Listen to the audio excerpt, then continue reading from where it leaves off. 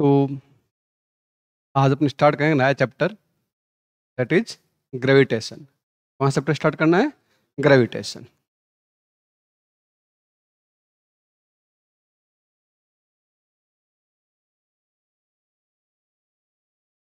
First of all, we will discuss about the basic meaning of gravitation. What is the basic meaning of gravitation?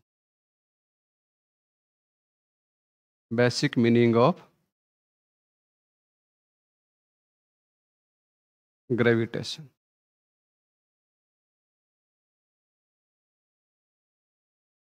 Gravitation क्या होता है? अगर आपको कोई बोला ग्रेविटेशन तो आपके फर्स्ट दिमाग में क्या आएगा? ग्रेविटेशन का मीनिंग क्या होता है? तो आपको पता होना चाहिए कि बेसिक मीनिंग क्या है ग्रेविटेशन का, वो हमारे दिमाग में आना चाहिए। तो ग्रेविटेशन वर्ड का मीनिंग क्या है? In the universe, in the universe, each mass object is attracted by another mass object. Each mass object is attracted by another mass object. This property of attraction is known as the gravitation. This property of attraction is known as the gravitation, and attraction force between these two objects, that is known as gravitational force. तो कई बार ये भी पूछते हैं what is the basic meaning of gravitation, या आपको बोले कि what is the universal law of gravitation. Universal law of gravitation, तो यही सेम चीज है। Universal law of gravitation, universal law of gravitation. तो यूनिवर्सल लॉ ऑफ ग्रेविटेशन से that each mass object, each mass object attracted by another mass object, another mass object। हर एक मास object जो है वो दूसरे मास के ऑब्जेक्ट से क्या होगा? अट्रैक्ट होगा। क्या होगा? अट्रैक्ट होगा। तो ग्रेविटेशन फोर्स जो है that is always attractive in nature. Gravitational force is always attractive in nature. समझ में आ गई बात? ग्रेविटेशनल फोर्स हमेशा क्या होगा? Attractive in nature. Gravitational force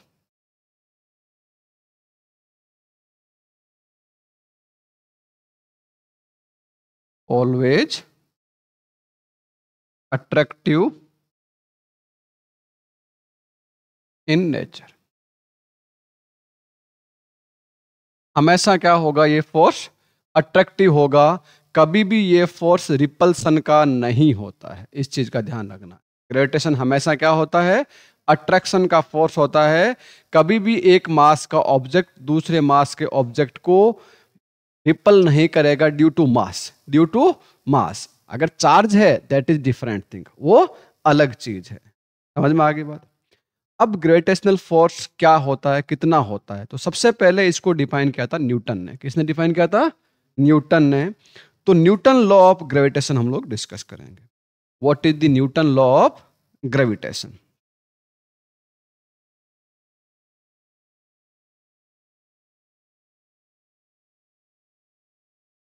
Newton law of gravitation. What is the Newton law of gravitation? According to Newton, if two mass objects m1 and m2, these two mass objects are separated by distance d, separated by distance d, then gravitational attraction force between these two objects, gravitational attraction force between these two objects will directly proportional to product of the mass, directly proportional to product of the mass and inversely proportional to square of distance between them. So F gravitational force directly proportional to m1 into m2 and inversely proportional to square of distance. So F directly proportional to m1 m2 upon d square. So we can write F equal to G m1 m2 upon D square. So here G क्या है? Universal gravitational constant. Universal gravitational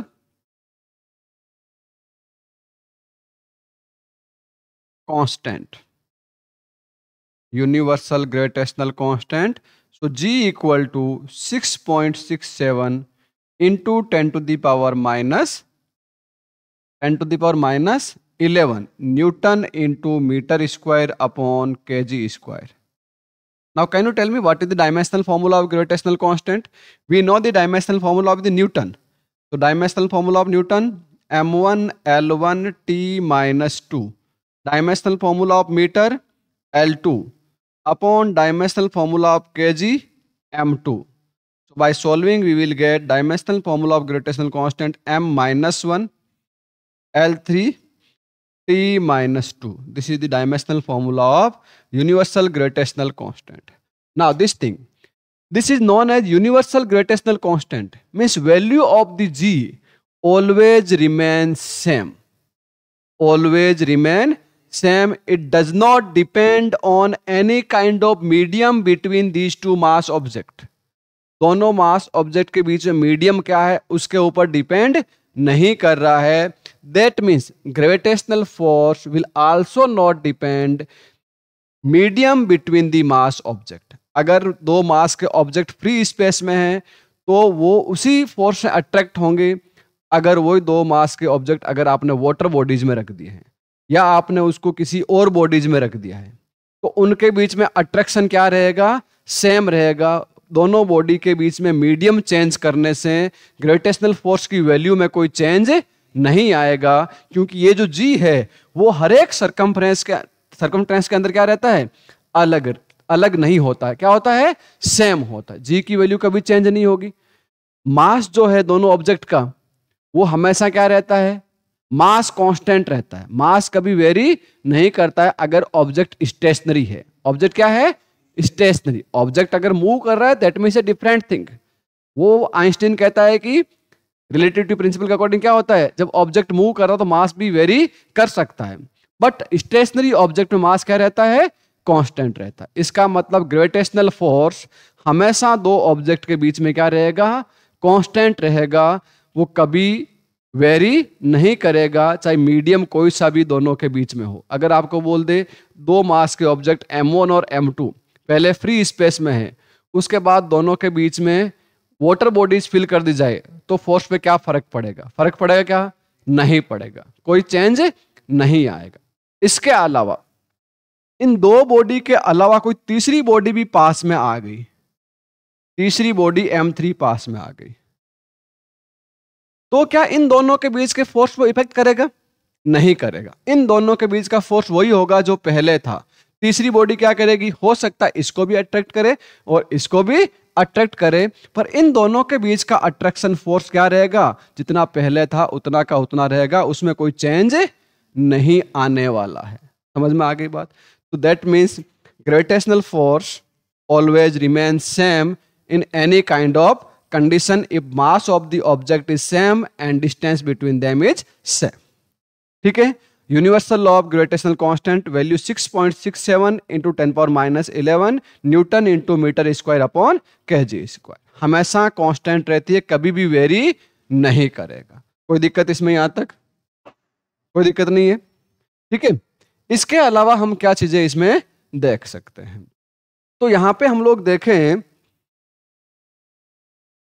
जो gravitational force है, हर एक, मैंने बोला हर एक दो मास के ऑब्जेक्ट के बीच में क्या होता है? ग्रेविटेशनल फोर्स होता है.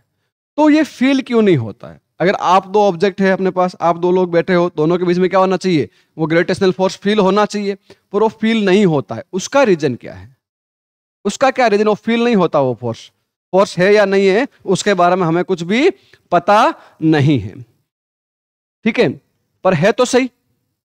ग्रेविटेशन कांस्टेंट इसके अकॉर्डिंग क्या होता है? इस लॉ के अकॉर्डिंग वो फोर्स तो होगा, पर उसके बारे में पता कैसे करेंगे कि वो फोर्स है या नहीं है? तो पता करने के लिए क्या करना पड़ेगा?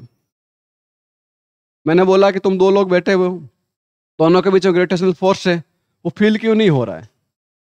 क्या रीजन है कि वो फील नहीं हो रहा है? ऐसा क्या रीजन है कि वो फील नहीं हो रहा है? अर्थ की वजह से नहीं, अर्थ तो अपने को अट्रैक्ट कर रही है, अपन फील करते हैं। नलीफाई कुछ भी नहीं होता है, नलीफाई नहीं होता है। दोनों बॉडी एक दूसरे को अट्रैक्ट तो करती है, अर्थ भी अपन को अट्रैक्ट करती है, तो अर्थ को अट्रैक्ट हमें फील होता है। पर अगर तू एक दूसरे ऑब्जेक्ट के पास बैठा हुआ है, वो फील नहीं होता है, उसका रीजन क्या है? अट्रैक्ट तो अर्थ भी कर रही, तू अर्थ को भी अट्रैक्ट कर रहा है, तब फील हो गया। अब यहां रीजन ये है देखो, कि अगर आप अपने वेट को कंपेयर करते हैं बॉडी के मास के साथ और फोर्स की वैल्यू निकालते हैं, हम लोग दो मास का ऑब्जेक्ट लेते हैं, हर एक की जो वैल्यू है 100 kg ले लेते हैं। एक मास है जिसका वैल्यू कितनी है 100 kg, दूसरा मास का ऑब्जेक्ट भी क्या है 100 kg। ठीक है, इन दोनों के बीच की डिस्टेंस मान लेते हैं हम लोग कितनी है 1 मीटर है। कितनी है 1 मीटर है। तो इनके बीच में जो ग्रेविटेशनल अट्रैक्शन फोर्स होगा F equal to G m1 m2 upon D square. तो क्या होगा 6.67 इंटू 10⁻⁻11, m1 कितना है 100 इंटू 100 अपॉन 1 का स्क्वायर। तो ये वैल्यू कितनी आएगी F equal to 6.67 into 10⁻11 into 10⁴ upon 1। Final solve करो कितना आएगा ये 6.67 इंटू 10⁻⁻7। ये वैल्यू देखो आप लोग 10⁻⁻7 क्या बहुत बड़ी वैल्यू है? This is a very very smaller, बहुत ज्यादा छोटी वैल्यू है जो हम लोग फील नहीं कर पाते हैं। तो that means gravitational force is the weakest force of the universe. Gravitational force is the weakest force of the universe. Gravitational force क्या होता है? इस यूनिवर्स का सबसे वीक फोर्स है, सबसे वीक फोर्स है। पर अब मैं बोलोगे सर वीक कैसे हुआ? अर्थ का तो बहुत स्ट्रांग है, बट अर्थ का स्ट्रांग होने का रीजन अर्थ का मास बहुत ज्यादा है। अर्थ का मास देखें तो होता है नियर बाई 10⁻24 kg। 10⁻24 kg आपके इस 10⁻⁻11 की वैल्यू क्या कर देता है? कम कर देता है। अब ग्रेविटेशनल फोर्स जो है वो आपका अर्थ और सन के बीच में वर्क करता है, अर्थ और मून के बीच में वर्क करता है, किसी भी प्लैनेट और सैटेलाइट के बीच में वर्क करता है। इसका मतलब इस फोर्स की रेंज बहुत ही ज्यादा है। तो अगर इस चीज का ध्यान रखना कि ये जो है आपका है वीकेस्ट फोर्स तो है, वीकेस्ट फोर्स तो है, इसमें कोई दो राय नहीं है, बट इसके साथ साथ ये हाई रेंज फोर्स भी है। हाई रेंज, सबसे लॉन्गेस्ट रेंज फोर्स भी कौन सा है? ग्रेविटेशनल फोर्स है। तो वीकेस्ट फोर्स होने के साथ साथ हाईएस्ट रेंज का भी फोर्स है। ये पॉइंट भी आप लिखना कि gravitational force is the weakest force of the universe, but it is the highest range force because it is occur between the moon and earth, moon and sun, any planet and sun, any planet and its satellites. कोई भी planet और satellite के बीच में कौन सा force work करता है? Gravitational force work करता है। समझ में आ गई बात? बेसिक फंडा समझ में आया ग्रेविटेशन का क्या होता है। अब हम लोग देखेंगे ग्रेविटेशनल एक्सीलरेशन क्या होता है। ग्रेविटेशनल एक्सीलरेशन क्या होता है जो जी आप लोग निकालते हो, ग्रेविटेशनल एक्सीलरेशन जी पढ़ते हैं। यहां तक कोई दिक्कत है तो बताओ, कोई समस्या नहीं? लिख लिया ये पूरा, ये क्वेश्चन भी लिख लिया? लिख लेना, अपना आप कर लेना, ऐसा कोई हार्ड क्वेश्चन नहीं, क्वेश्चन लिख लिया हो तुम। अब अपने पास दूसरी चीज हम देखते हैं आगे इसकी, ग्रेविटेशनल एक्सीलरेशन, जो इंपॉर्टेंट टॉपिक है इस चैप्टर का, gravitational acceleration.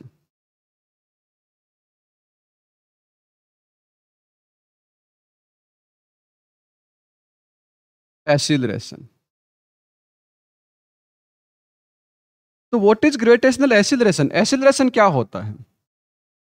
Attraction pull by the earth, attraction pull by the earth. कितना पुल कर रहा है अपने को, किस एक्सीलरेशन से पुल कर रहा है? तो let we have an object of mass small m which is r distance, at r distance from the center of the earth, from center of the earth, mass m, radius of the earth that is re, and mass of the earth that is me. mass me. Now, according to Newton law of gravitation, attraction force between two objects, this one is mass me and this one is mass m. What is the attraction force?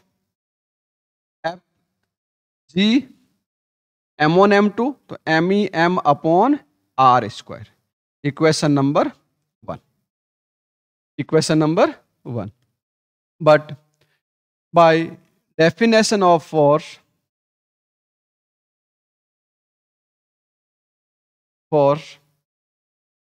F equal to ma, here a equal to g, acceleration due to gravitation. So F equal to m into g. This equation and this equation, these two represent same thing. Represent same force or not? So we can equate these two. So here from equation 1 and 2, from equation 1 and equation 2,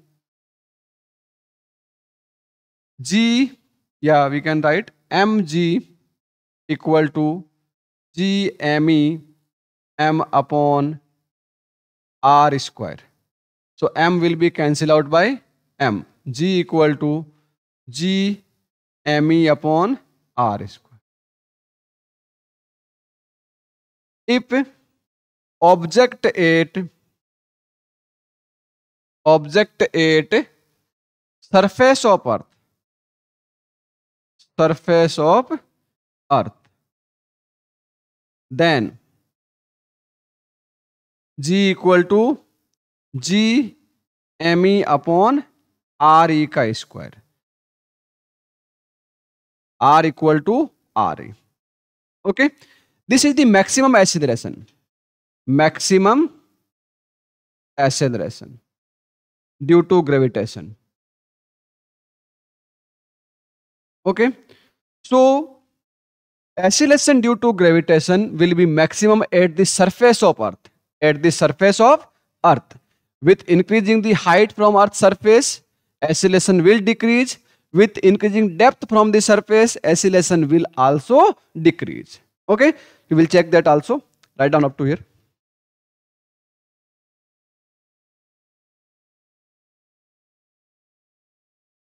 तो अब देखिए next अपन देखेंगे variation in g with height. First of all variation in g with height from surface. देखिए हमने जो formula पढ़ा जी का, जी एच इक्वल टू ऐसे लिख सकते हैं G M e upon r square. R distance between the centre of the earth to center of the mass object. If we take height from earth surface, that is equal to h. That is equal to h. So now can I write r equal to re plus h? R equal to re plus h. So gh equal to gme upon re plus h square. Okay, now gh equal to gme. If I take re common from here, so re square 1 plus h upon re, 1 plus h upon re. So you know gme upon re square, that is acceleration at the surface. Acceleration at the surface. So gh equal to g upon 1 plus h upon re. Okay, now re ka square, here square will be there. Okay, so gh equal to g 1 plus H upon R E की power -2। ये power ऊपर जाएगी तो minus में हो जाएगी। अब यहां पे देखिए, अगर if H is very very less then R E, अगर एच आपका क्या है, आर ई से क्या है, बहुत छोटा है, very very less then R E, उस केस में क्या होगा? अगर बहुत छोटी वैल्यू को आप बहुत बड़े नंबर से डिवाइड करते हो तो क्या होता है? That is very very less than 1। जैसे आप 1 को 1 लाख से डिवाइड करोगे तो क्या आएगा? 0.000001, ये आएगा। वो वैल्यू क्या बहुत छोटी है, तो ये भी वैल्यू क्या आएगी? बहुत ही छोटी आएगी। 1 के कंपेरेटिवली बहुत छोटी होगी, नहीं होगी? तो उस केस में हमारे पास एक बाइनोमियल एक्सपेंशन होता है 1 plus x to the power n equal to near by equal to 1 plus n x. 1 plus n x, यहां पे कंडीशन क्या होती है? x must be less than very very, x must be less than 1, very very less than 1। समझ में आई बात? तब ये लिख सकते हैं 1 प्लस एन एक्स। तो अब यहां जब कंपेयर करें, x की जगह क्या है? h अपॉन आर ई, और n की जगह क्या है? -2। तो we can write g H equal to g 1 minus 2h upon r. अब ये जो एक्सपेंशन है, ये केवल और केवल कब एप्लीकेबल है? When height is negligible as compare to radius of earth. अगर जो आपकी सरफेस से हाइट है वो जो है अर्थ के रेडियस के कंपेरेटिवली बहुत ही कम है, अर्थ के रेडियस के कंपेरेटिवली क्या है? बहुत ही कम है, तो आप ये एक्सप्रेशन यूज कर सकते हो, अदरवाइज ये यूज नहीं कर सकते। अगर ऐसा क्वेश्चन आ गया आपके पास कि what is the gravitational acceleration, what is the gravitational acceleration when height of object from earth surface equal to r by 2, r by 2। जो हाइट है वो क्या है? सरफेस से r by 2 के इक्वल है। तो क्या ये एक्सप्रेशन लगा दोगे उस कंडीशन में? नहीं लगाओगे। जैसे ही आप r by 2 लगाओगे, h equal to r by 2, r से r कैंसिल, 2 से 2 कैंसिल, 1 माइनस 1 क्या आ जाएगा? 0। पर 0 नहीं होता है, उस केस में ये फॉर्मूला नहीं लगाना है। ये फॉर्मूला कहां एप्लीकेबल होगा? जब आपका h जो है वो r के कंपेरेटिवली बहुत बहुत छोटा हो, मतलब 1 किलोमीटर की रेंज हो, 2 किलोमीटर की रेंज हो, तो लगा सकते हैं। ठीक है, क्योंकि r जो होता है वो होता है 6400 किलोमीटर। कितना होता है? 6400 किलोमीटर होता है। तो उसके अकॉर्डिंग हम लोग इसको देखेंगे कि कैसे g की वैल्यू हम लोग निकालते हैं। ठीक है, एक बार यहां तक नोट कीजिए इसको।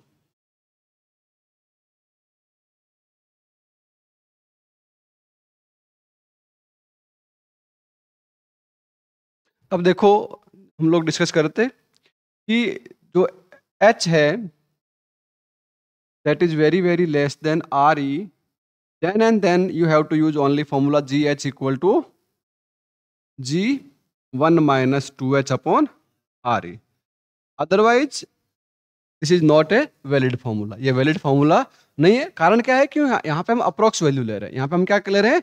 अप्रोक्स वैल्यू ले रहे हैं। अप्रोक्स वैल्यू को रियल वैल्यू से कभी कंपेयर नहीं कर सकते। अब यहाँ पे अगर इफ आपको अगर बोला जाए कि व्हाट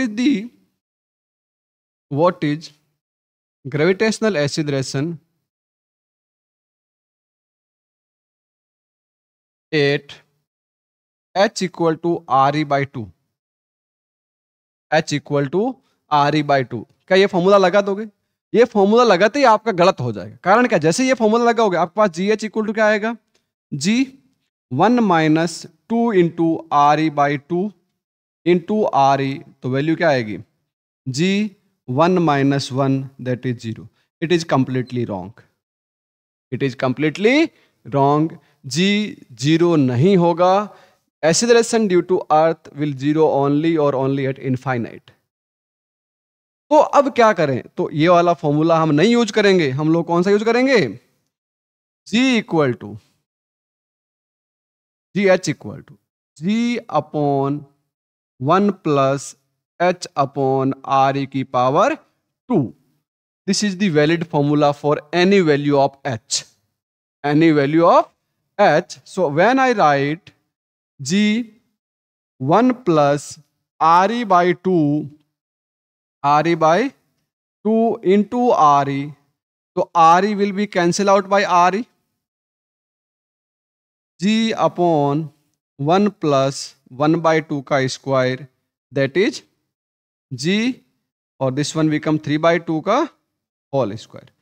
तो now what is the square of 2? 4, 4 upon 9 into G. तो एक्सीलरेशन 8